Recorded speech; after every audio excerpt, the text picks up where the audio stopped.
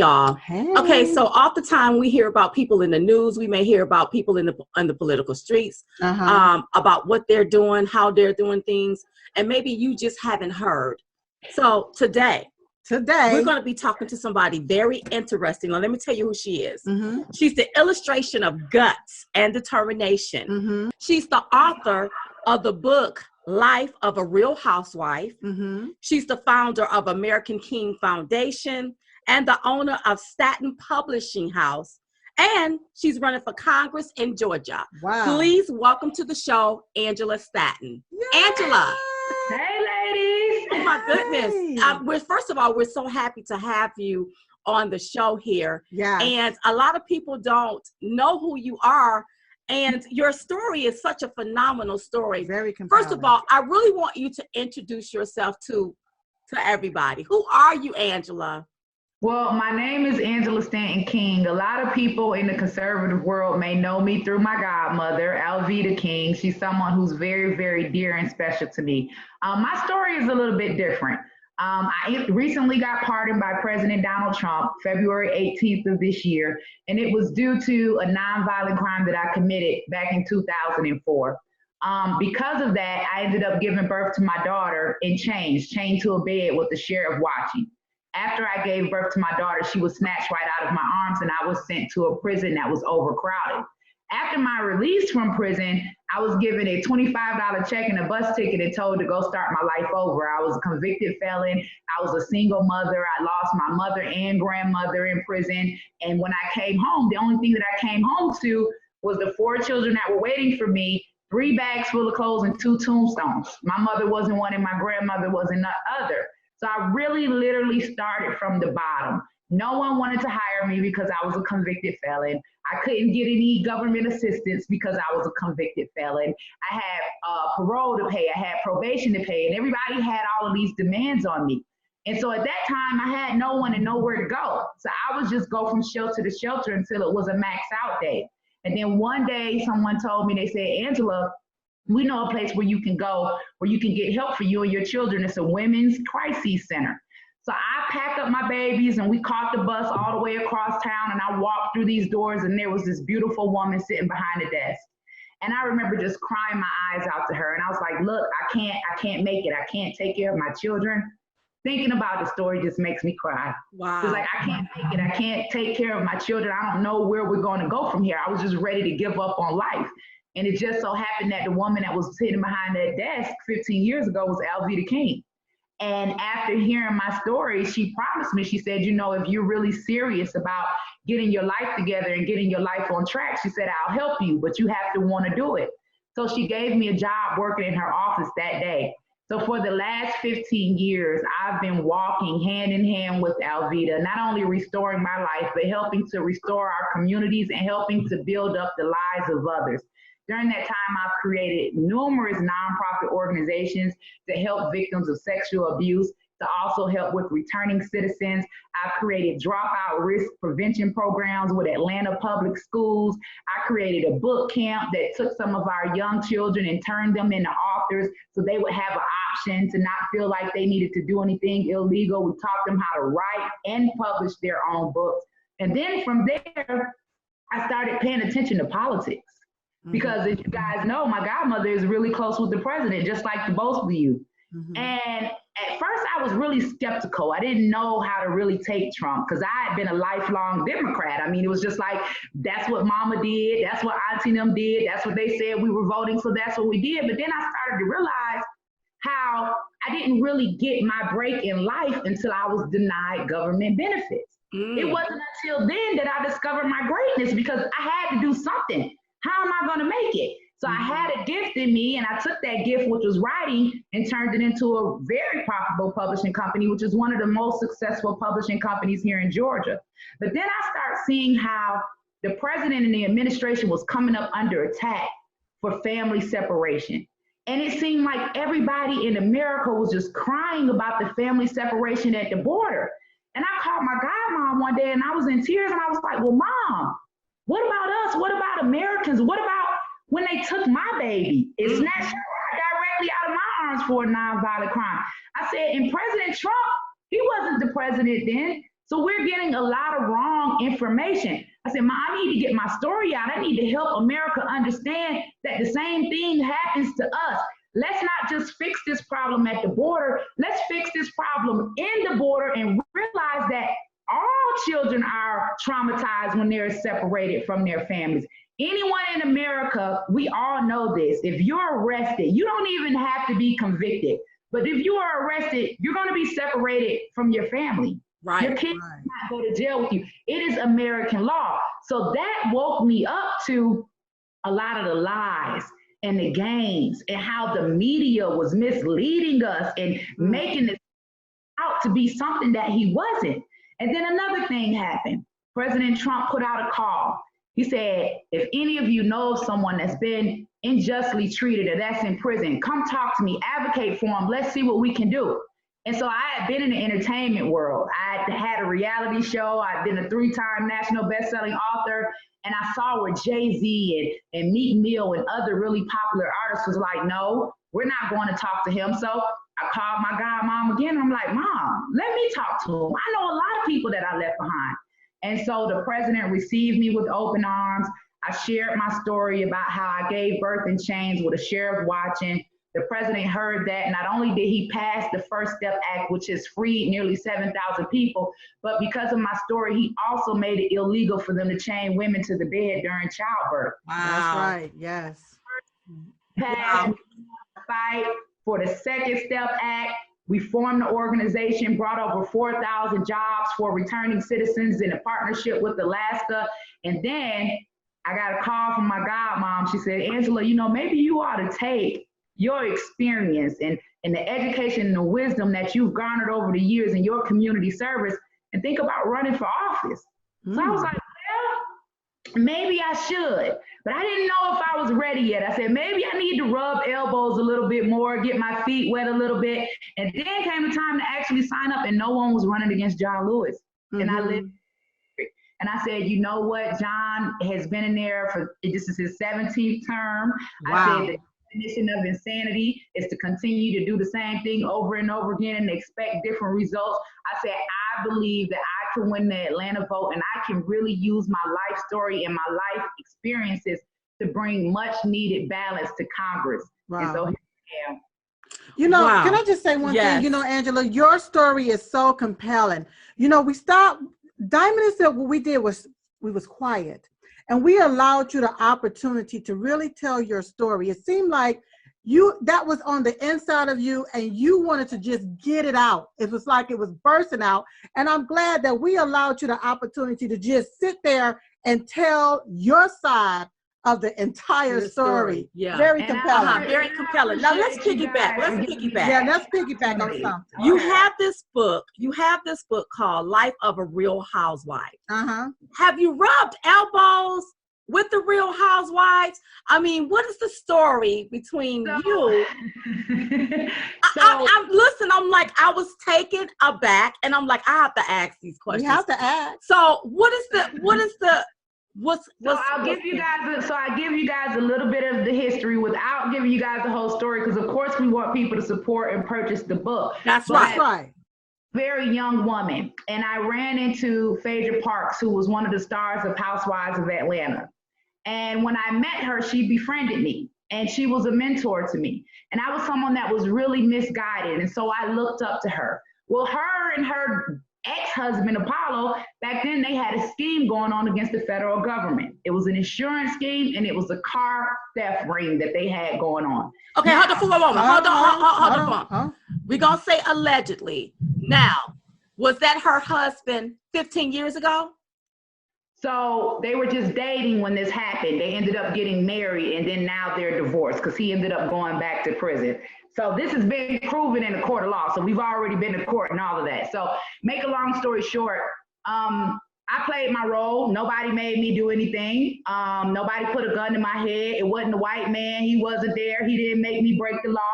It was something I decided to do on my own. But again, I'm young and I'm misguided, and I have these children and I want to provide for them, and I don't have an education. And this is part of the reason why it's so important for me to give good leadership, because she could have given good leadership. The only thing that I fought her for was misguiding me.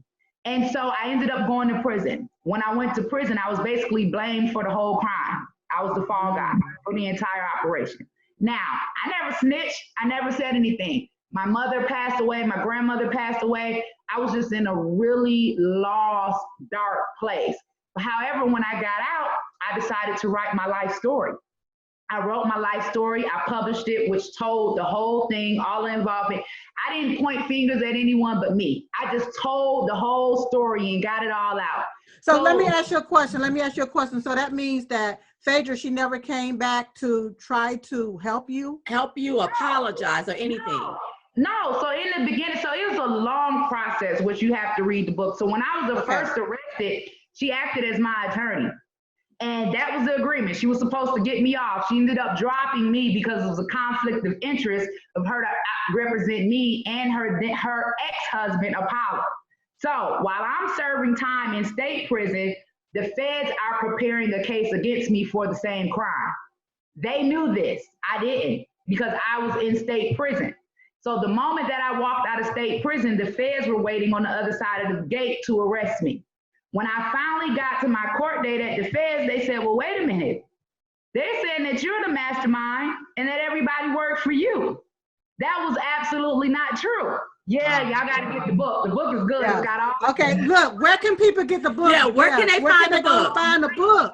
Housewife, you guys can go to StantonPublishingHouse.com, or it's all over Amazon. Just type in Angela Stanton and it'll pull up all my books. But make sure you guys get the one that has me on the cover. But God is good. Let me just give you a little bit more of the story. Okay. So the day after I published the book, I was sued for $30 million for my own life story. Now, mind you, at the time, Phaedra sued me. I didn't even have 30 cents, let alone $30 million. But this was all about, you know, the games they play. They want to pressure you into silence. They want you to be quiet. They want you to hide the truth. But thank God, he sent me an attorney that represented the entire case for me pro bono. 4 years later, her case was dismissed with prejudice against me, and I was free to go on and tell my story, and she could never come after me again. So that book has made the bestsellers list #1 on Amazon 3 times. Everyone that's read it said that they can't put it down. They read it in one sitting. So I would encourage everybody to get that book and learn about who I was prior to my transition to who I am now. That's right. Right. That's right. Okay, Wow. so you decided to run for Congress. You want to take John Lewis' seat. Everybody knows that John Lewis has been ill, and we are praying for his full recovery. Okay, so how are you doing down there in that district? Well, the good thing about it is that I'm from here and I lived here and I had a show on BET and everyone knows me. So it's not like I've got a really, really tough point to prove. I think the only opposition comes in is because this is more of a Democrat-run city. And a lot of them may not agree with what we're aligned with, but because people know my story and they know my transparency and they have watched my journey, I'm surprised by the support, the outpouring of support that I'm getting from people in the Atlanta community. Wow. I think we have a very, very, very good chance to win this. Well, oh, that's great. That's incredible. You got a question? So, Angela, what are some of the common misconceptions do you think people in the Black community have about the Republican Party or just being a conservative? And not just, wait a minute, not just Black people, but any person that don't want to be a part of the Republican Party. Mm-hmm. Well, I think that we really don't know our history because I had to sit down and do some research myself. I don't think that they understand that the Republican Party is the party of liberation, that the Republican Party freed the slaves. The Republican Party gave us our voting rights. The Republican Party gave us citizenship. I don't think that they are paying attention to policy as much as they're paying attention to hearsay and the lies that are in the media. Because anytime I get a chance to sit down and speak to someone, tell me what it is that you don't like about Trump. They have nothing at all to say. Oh, he's racist. Well, how is he a racist? And then I can go into a whole line of things that he's done for Black America before he ever even ran for president as a Republican. And then I say, well, what is it about his policies that you can tell me that hurt you or hurt us? Mm-hmm. Crickets. Dead silence. So I believe with my story and people seeing my affiliation with this administration and seeing what Trump was willing to do for me, a Black woman, a local sister from Atlanta, I can see the tide changing. And I just think that it takes people like me and people like you guys and all the rest of us that are in this fight, where we constantly sacrifice ourselves to the attack of the left. Yeah. We're really just building up this platform to people to see, look, we're real people. This is the real deal. Pay attention. Don't pay attention to fake news. And thank God for social media. I'm seeing a lot of people waking up.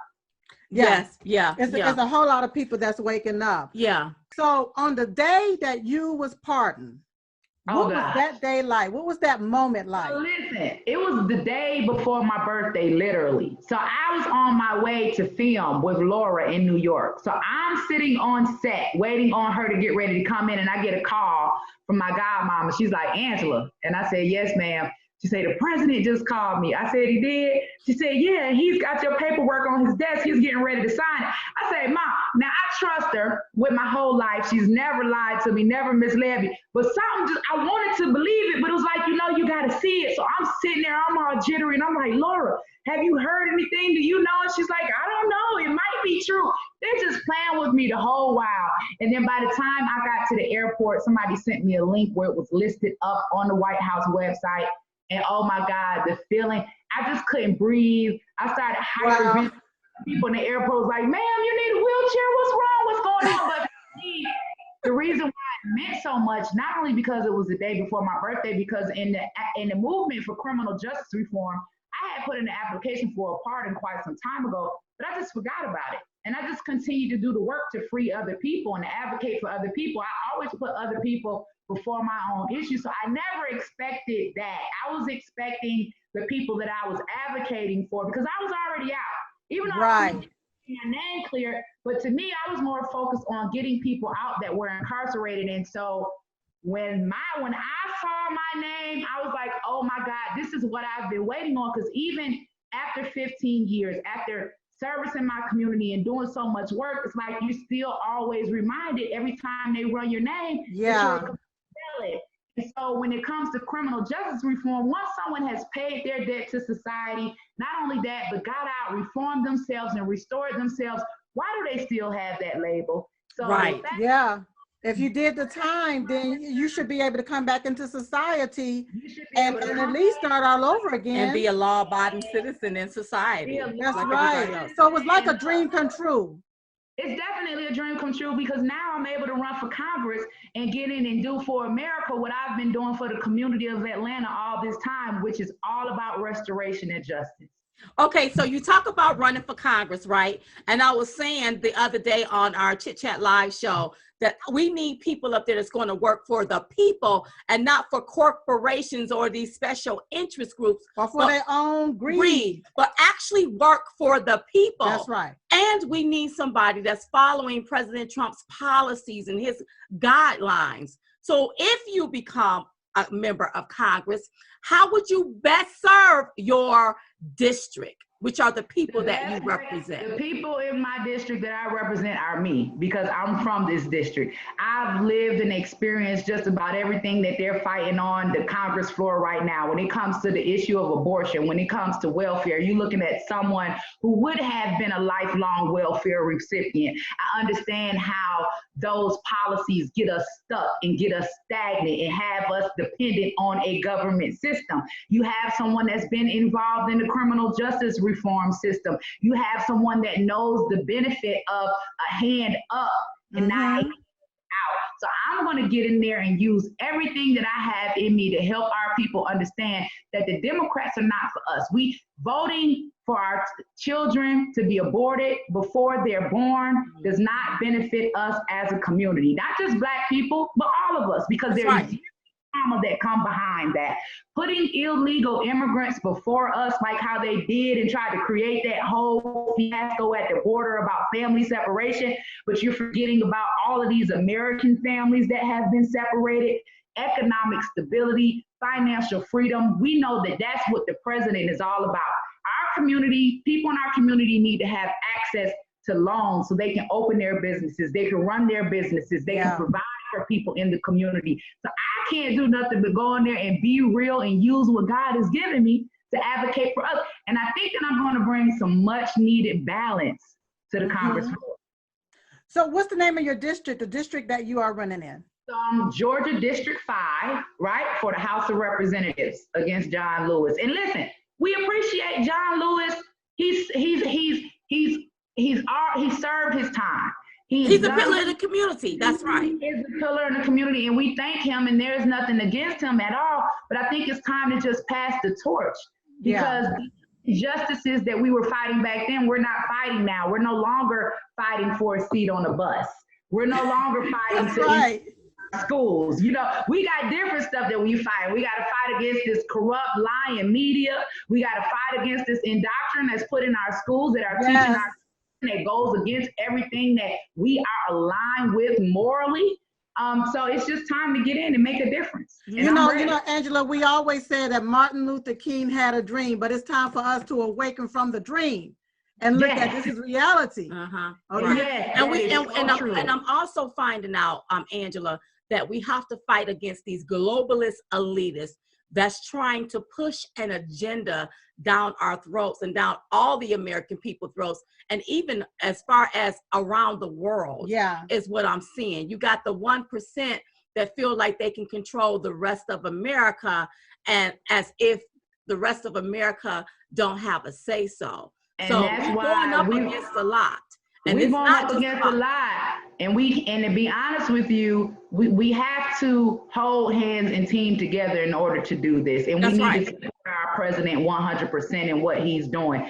People are waking up. Thank God to social media. People have access now to the truth. You'd be surprised how many people I've talked to that say, hey, Angela, I know all about what's going on. I've watched the fall of Cabal, or I've watched Plandemic, or we see what's happening with this whole COVID-19. They're waking up. They're not as slow as they thought they were before. But the issue is that we have these celebrities that have all of this influence over the American people that are now to give their input when it comes to politics, and they're just puppets. So I think that America is ready for the real. They're ready for the real. And let us just here say, we're just going to put this out here, that we know that the COVID-19 is real, but we also know that there's something bigger going on besides COVID-19. Well, yeah, absolutely. COVID-19 is real. We're not saying this is real, but is it as bad as they are saying? Because I'm looking at the website and I'm tracking the numbers right here down in Georgia. If you go to georgia.gov, it tracks every case that's been confirmed. It tracks everyone that's been hospitalized. It tracks everyone that has passed away. Not only that, it also tells you it tells you their age, it tells you their race, and if there were underlying issues. From doing my own personal research, I know that there are 10 million people in Georgia. We've had maybe 30,000 confirmed cases of COVID, only 1,000 deaths. So that means that 29,000 people have healed. So in my own mind, if there is no cure, if there is no medication, if there is, how do we have 28,000 people out of 29 that have healed completely from this virus? That's right. And are the vaccines an actual cure? That's what we all know, and that's what we got to pay attention to. Wake up, America. She said it. Oh, I said it. Not in silk, so y'all come after me. Angela Stanton King said it. No, I just want people to understand, what gets me is that you have the media and you have these global elitists that feel like you shouldn't ask questions. That's or shouldn't question anything, especially when things feel off. But Americans are waking up. Something is off. Something is not right. Yes, there is COVID-19, but there's something bigger and sinister going on. Especially with them stating that Black people are disproportionately affected by COVID-19. Why is it that I'm feeling like you want to shut me up as a Black female that's supposed to be affected within this community, but you want to silence my voice for me asking questions and speaking about some things that don't feel right to me? Right. What are you getting on your side? Well, I think that all of that is questionable. I mean, let's just look at history. For some reason, it seems like everything disproportionately affects Black people, okay? For some reason, everything disproportionately affects Black people. Now, I'm paying attention and I'm watching how this outbreak happened in China. So when we were watching what happened in China, we saw all of these people coughing and just dying on the spot. We never saw any of the Africans over there in China that we're getting videos of now that are being mistreated, we never saw one of them drop dead in the street. So it left China, it went to Italy, all of a sudden it gets here to America, and now only Black people are disproportionately affected by it. Just like Planned Parenthood says it's better for a Black woman to abort her children than it is to give birth. Listen, some of this stuff don't make sense. Black women have been giving birth since the beginning of time. Yep. About every species on this earth gives birth. What is it about my Black skin that makes me so susceptible to death? Angela, I'm gonna say it like this here. I think that when it comes to Black people or people of color, I think the elites look at them as being the ignorant. And so that's why they can toil with you until you call them out. That's right. And once you call them out on what you see, then they don't like that. They want to cut your tongue out of your mouth to keep you from telling the truth about what they're trying to pull. That's right. See, if somebody would have stood up with slavery, instead of having a Black man sell the Black man into slavery, if somebody would have stood up, it would have ended. That's if right. somebody would have stood up during Jim Crow, it would have ended. Right. If somebody would have stood up against the KKK, it would have ended. That's so right now, I'm asking all people, I don't care whether you Black, white, or pinstripe, to stand together to stop this agenda that they're trying to push down on the American people. And right now, Diamond and Silk, and along with Angela, we're standing up to these Democrats and their lies. All of their cases. We're not your commodity. That's right. You can't just buy us off every 4 years or every 2 years when elections come around and make all of these broken promises, but you still got people living in the hood, living in shacks with the rats, and all of these billions of dollars that's going into these different communities that's supposed to be helping the Black community. Where is that money at? Right. Well, to me, it's obvious that Black people have lost their voice in politics. And what I mean by that is everything that's on the floor right now is either about LGBTQ, equal rights, or it's either about illegal immigrants, right? The only time that something comes on the floor when it's addressing Black people is when they're trying to determine who needs access for abortion. So Black people need to actually wake up. If every time you hear a Democratic candidate go on stage, and when it comes to Black people, the only thing they have to say is Black women will die without access to abortion, then baby, you need to know that that is not your friend. You understand? Because just like you said about we need to wake up from the dream, what I always say is the dream can't live if we kill it. That's right. That's right. What are your thoughts on Joe Biden, Jim Crow Joe? What's your thoughts on him? So you guys, you know, I'm big on criminal justice reform. That's how I got into this space. And so I'm very, very educated on laws and how we kind of ended up with mass incarceration. Joe Biden is the author of the 94 crime bill, 3 Strikes You Out, that led to the mass incarceration of Black America, okay? This is what I don't understand when it comes to the criminal justice reform advocates that are in this space that are not on the conservative side. It may only be 1 or 2 of us on this side and the rest are on the Democrat side. How can you sit up and say that you want to demand an apology from President Trump from the Central Park 5, but you're not demanding an apology from Joe Biden for writing a 94 crime bill, which is responsible for incarcerating nearly 500,000 Black men and women? Say it, girl. Not only that, he said on camera that he does not regret it. Okay, so for Joe Biden to and not only that, he's also for population control. He's also for abortion. He's also for giving money to Planned Parenthood to abort our children before they even have a chance to live.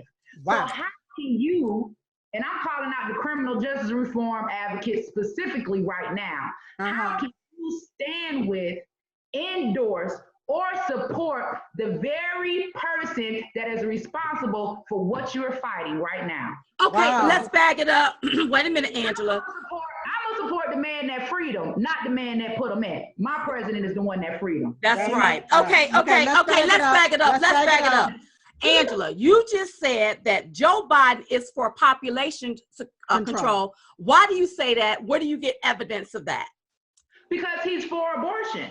It's not a secret, okay? Abortion is population control. It's not birth control. Birth control prevents the pregnancy. Population control is once the life has already been created and you kill it. There is a difference. So when you have people that are advocating for population control, and listen, we know the history about Planned Parenthood. You don't think they know the history?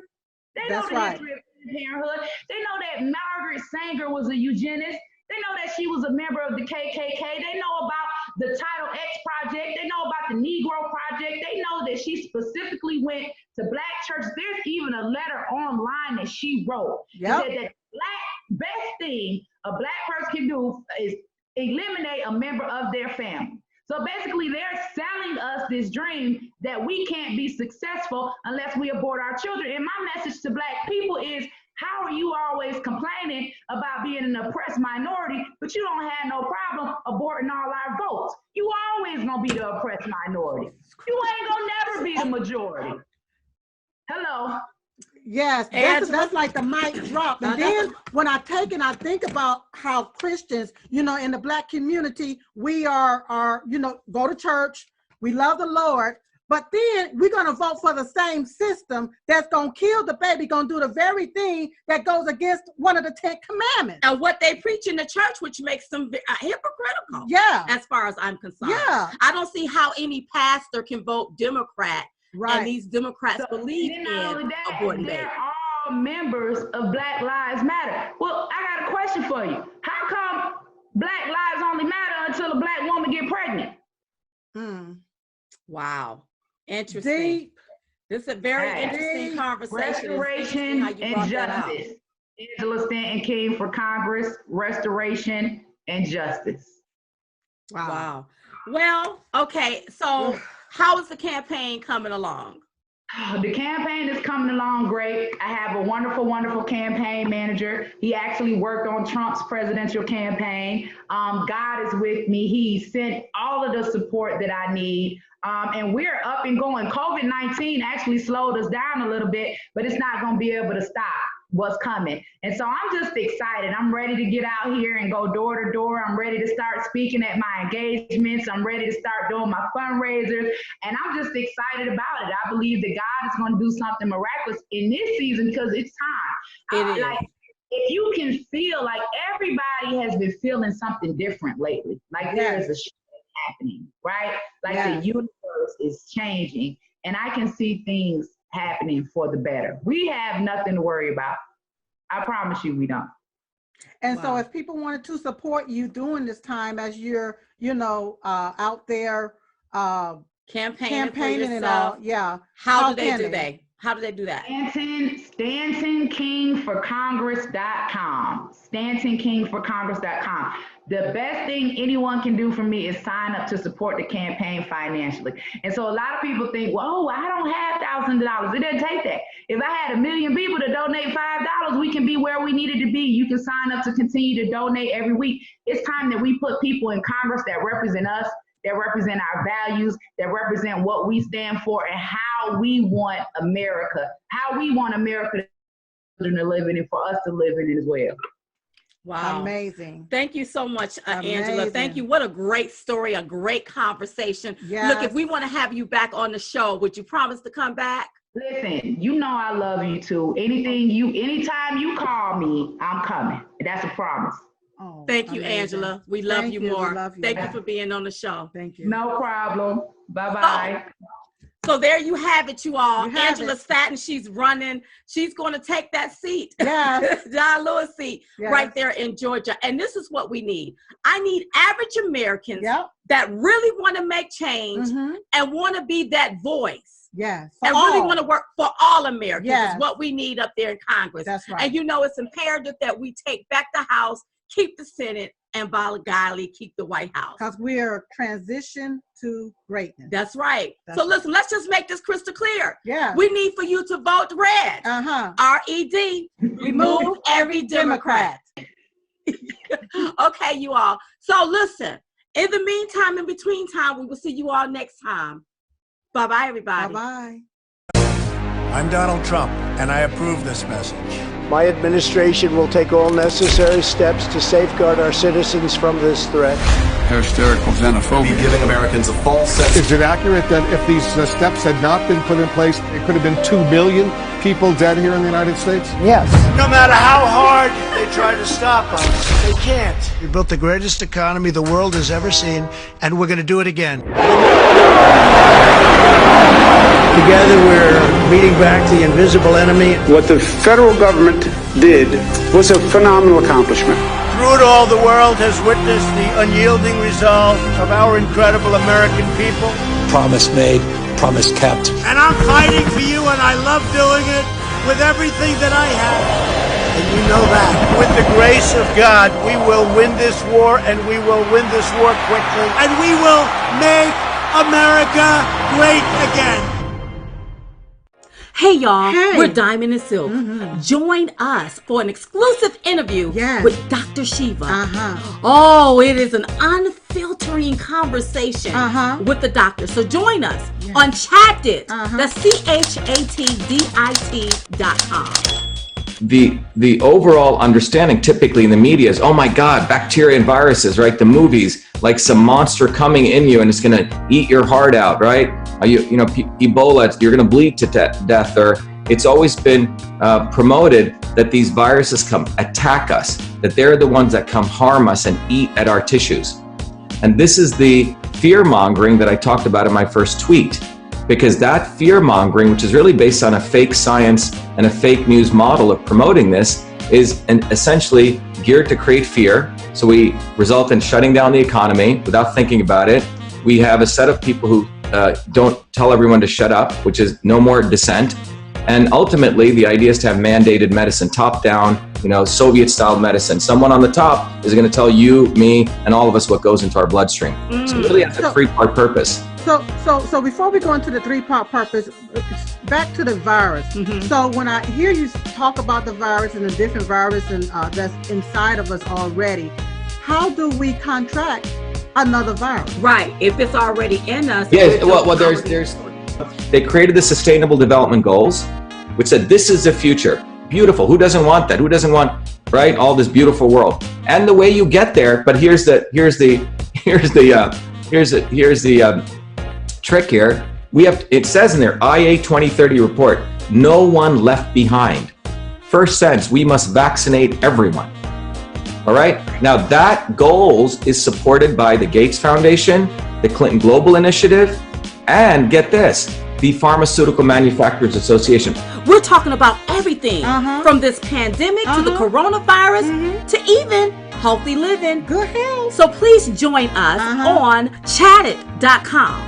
That's Chatdit.com. CHATDIT.com. We want to see your face in the play.